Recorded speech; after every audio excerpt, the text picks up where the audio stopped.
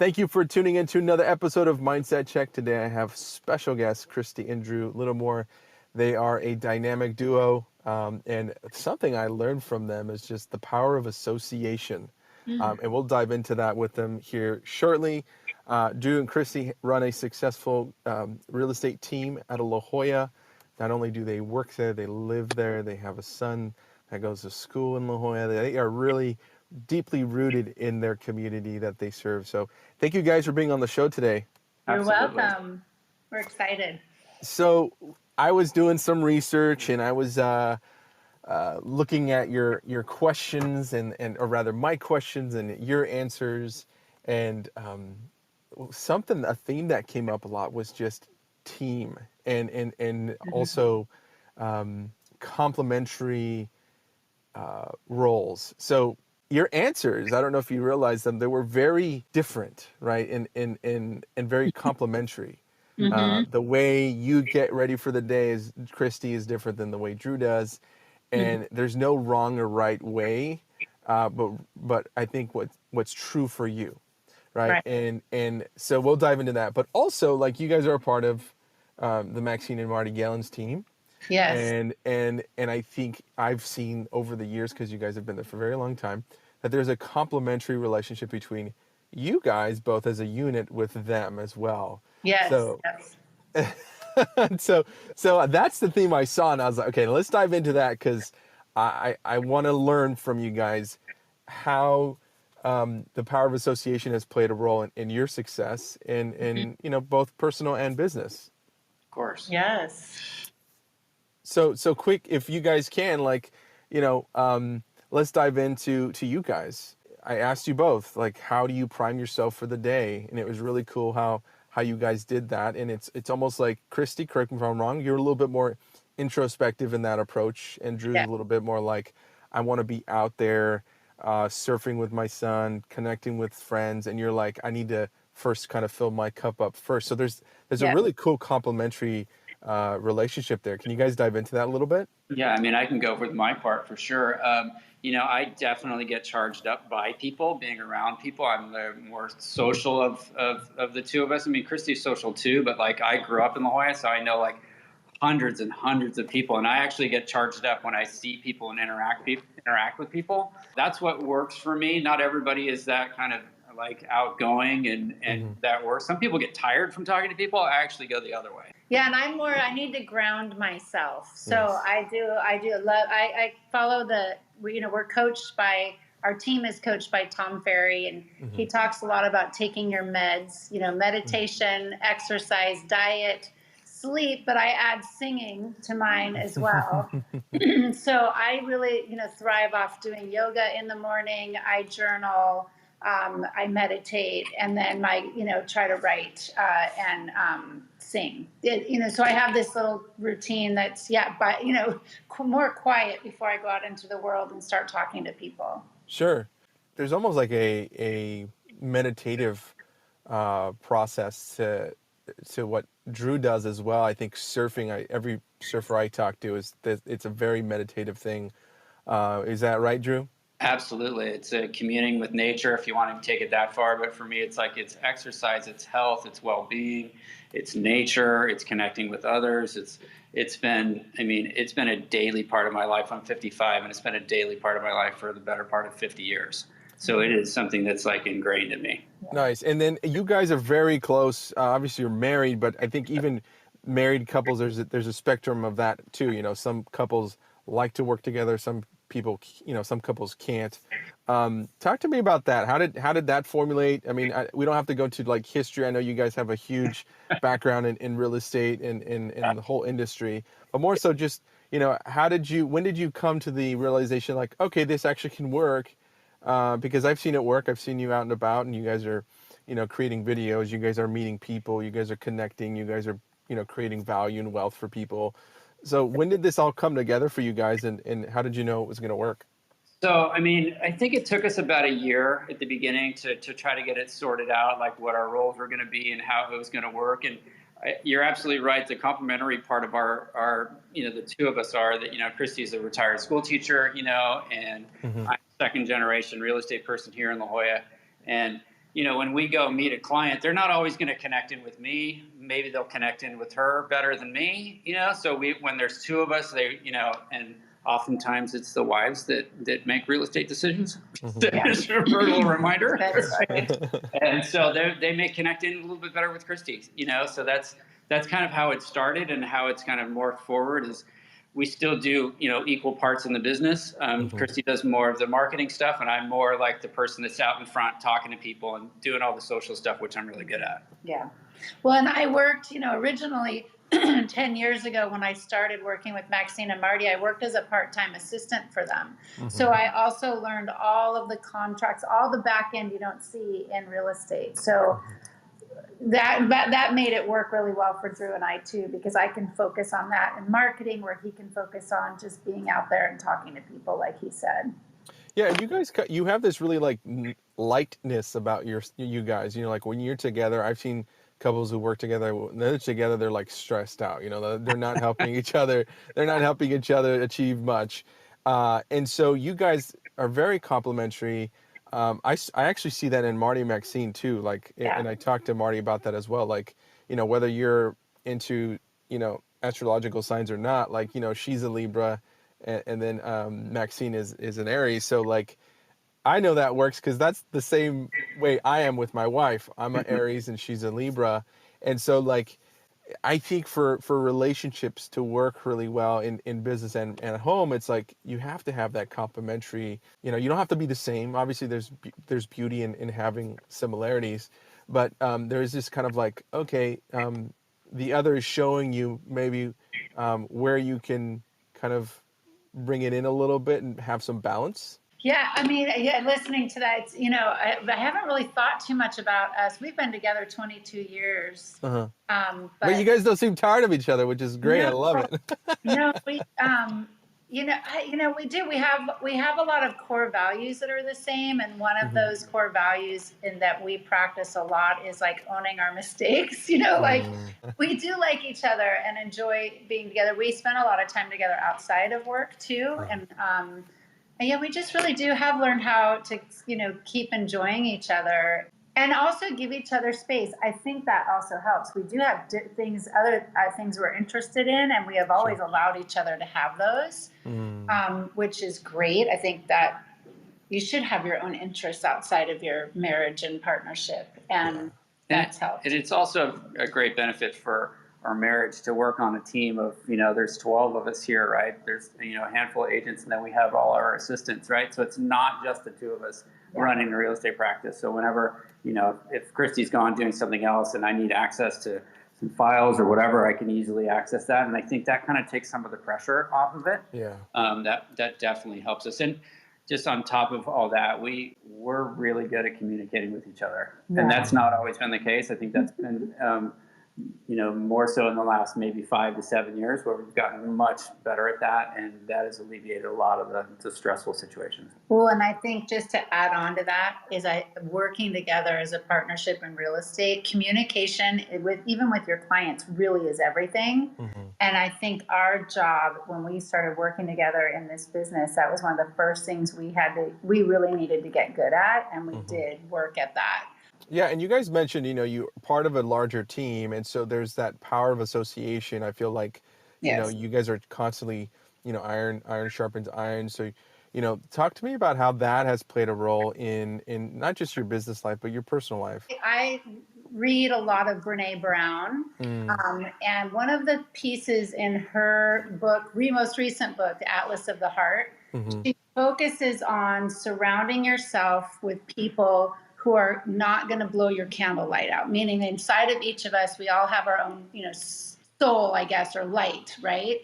So you want to surround yourself with people who are going to hold that in respect and not just be, blowing your candle out, to be able to know like who you're surrounding yourself with. When I met Maxine and Marty Gellens, before I worked for them, I saw them on a panel and of all these other agents, and I knew I wanted to be on a team. And one of the things that they were very respectful of each other. They're very kind to other people, and they also like to have a lot of fun. And so that's kind of how I operate with the power of association with people in my life. I'm very conscious of how I treat people and how they treat others. Mm-hmm. And I love that image Brene Brown gives. I'm very visual, so I can, that we all have our own light in us, and we want that to be respected by the people we're associating with. Yeah, totally. That's a beautiful way to look at it. Just finding people who allow you to shine, let your light shine, and also,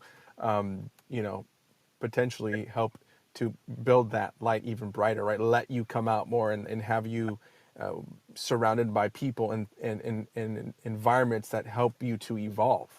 Yes, yeah. Help you to become even that light to become even brighter. There's a, I used to, as a kid, I was, both of my grandparents were pastors, and there's always this song that sticks in my mind. It's like "This Little Light of Mine," right? I don't know if you know Yeah. that song, right? Yeah. So that's a beautiful way to look at it. I think it's just like going through your day, finding people who help you continue to shine. That's beautiful. And doing the reverse, right? Helping them to shine as well. Yeah. Yeah. Yeah, for sure. I'm like more on the practical side. Like I have routines with I have two really close dear friends. One of them's a big, track home developer here in San Diego, like third generation developer. And another guy is a stock market person, right? And they're Mm-hmm. both about my age, and I have 100% complete rapport with them, right? So like, we can get into a lot of really, really philosophical conversations that happens most mornings, and that really helps me kind of stay out of fear. It helps me work in my business more openly, and just knowing that I have those kind of resources out there. They'll tell me the truth about stuff about me too that sometimes I don't always want to hear, but Sure. it's so helpful. Yeah, when that goes back to communication, what you Yeah, guys were talking about, yeah, right? They're honest with you, they're yeah, communicative, they're not yeah, holding back. That's part of growth, right? Like yeah. sometimes we need to hear the things we don't want to hear. There, And you mentioned fear, Drew. Like yeah, everybody, everybody has fear, and I'm glad you brought that up. Thank you for being vulnerable to sure. to say that. I love hearing from guests, like, how do you manage fear? How do you deal with fear? And there are days that you don't have it, right? They're just kind of like, okay, you're in a good flow state. You're just kind of operating at a high level, and you may not encounter that. But there's maybe a day that's not going that well, and that's when those start to come in, right? They start to creep in. And Christy, you mentioned something that in that aspect as well, where you kind of quiet the chatter, which probably adds to the fear. So can you both answer that, or kind of speak on how maybe you handle and deal with fear? Sure. I mean, I have a bit of a mantra around it, so for me, like when I have, say, maybe I have an uncomfortable phone call coming up that I don't want to make or something like that, I have a mantra that my only job is to be of service to my clients, right? To be honest with my clients, to put their needs first, and to be fearless with them, because that's how we're going to be able to operate. And if so, I don't have to like give away half my day being worried about this phone call or worried about what's coming up next, because high-end residential real estate is not for the faint of heart. I work with a very high-end educated group of people, so I need to be able to be 100% myself with them, and those mantras just help me stay out of fear. Mm-hmm. Mm-hmm. Mm-hmm. Yeah, I have. I think the self-talk is, watching myself talk. So that's been a practice actually since I switched careers from teaching to real estate. It's a fearful thing to switch careers Mm-hmm. at 40. Like to say, Mm-hmm. okay, I'm not going to do what I went to college for. I'm going to do something totally different, and Yes. it's commission based only, and Mm-hmm. I have to learn everything new, and all that is really fearful. So I had a lot of old self-talk, and actually because I was raised in a family of teachers and raised Mm-hmm. in a military family, like this was way out of the box to go into real estate. So Yes. I had a lot of negative self-talk, and Sure. so I've had to do a lot of work around affirmations. Yoga really does help me with that Mm. too, but a lot of affirmations around, and watching what that self-talk is. Where is it coming from? Is it even mine? Is it real? No, some of it is just not. It's just stuff I've picked up growing up, or picked up in my education or whatever, and that doesn't apply to me anymore. And like Drew said, one of our core values is really to be of service to our clients as best that we can. So to be present, I have to have a clear mind, right? I have to be grounded in my alignment with who I really am today. And and gosh, affirmations just really are so good. And the other thing I've learned recently to do is keep a book of positive aspects. And that can be when it's like, if my self-talk is really bad, I can just focus on like one thing that no matter what I do, like I love dogs, right? And Yeah. I could just like write a page about all the reasons I love dogs, and by the end of that page, I mean, it sounds so silly, but it takes my mind away from the negativity. And all of a sudden I'm just focused on, oh, I can just get that feeling of centeredness and alignment pretty quick when I focus on some random thing that I can just focus positively on. Yeah, that's beautiful. I mean, I think what I'm hearing is clarity, intentions, that's important. For Drew, it's like, okay, be intentional. Like what I may be in fear, but what is my intention? What is my purpose at this moment? And really focusing on the things that we can control. And then Chrissy, it's about you getting really centered, finding that space so you can hold that space for Yeah. maybe a client or a team member, and then really being present, really being having that clarity of mind, so then you can go forth in your day and not have that fear or that negativity.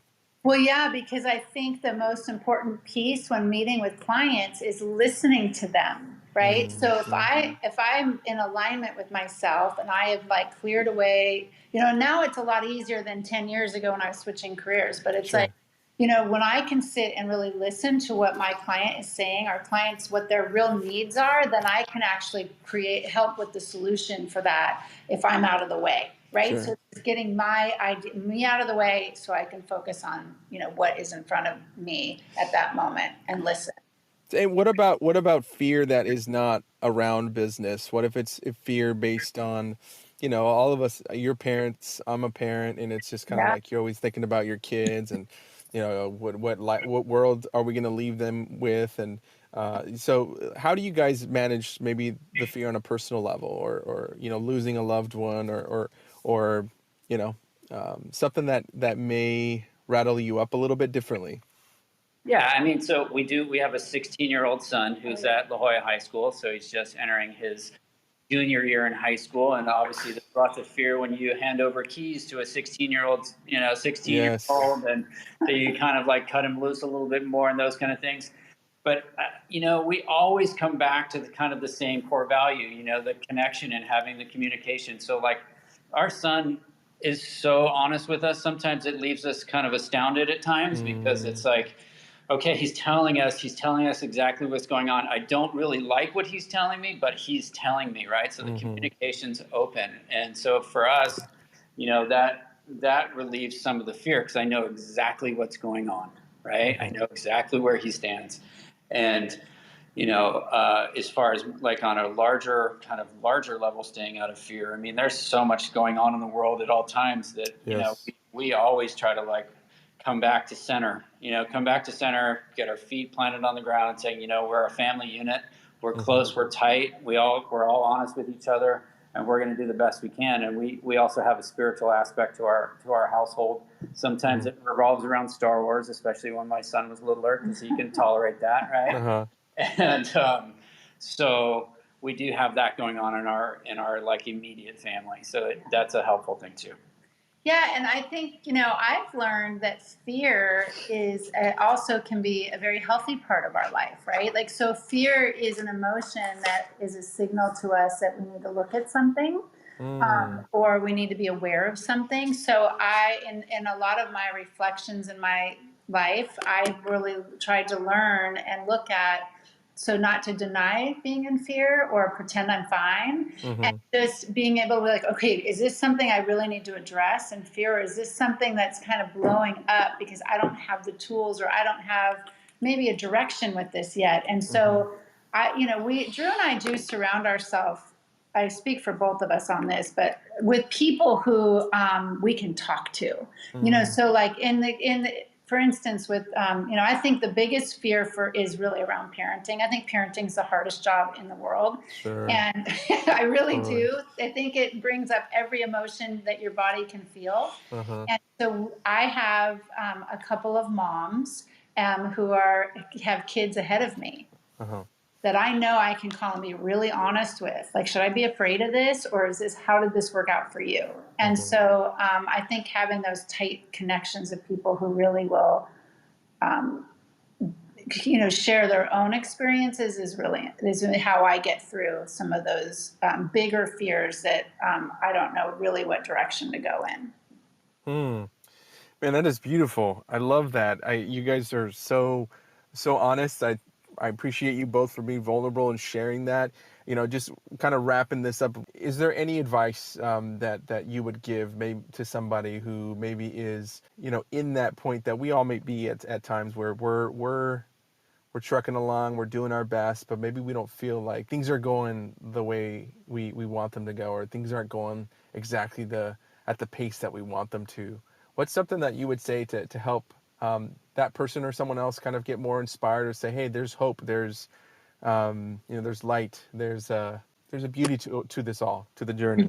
For me, like, I know that I rely on we have like a team of people around us. That's kind of how I look at not our real estate team, but in our personal lives, right? Where there's people that'll tell me the truth, and people that are spiritual, and all these different people, right? And with those, they're always offering help, always. And sometimes I ask for it, right? So my suggestion for those people that are out there that are maybe struggling in the moment or whatever is to rely on the people around you, because they're all pulling for you.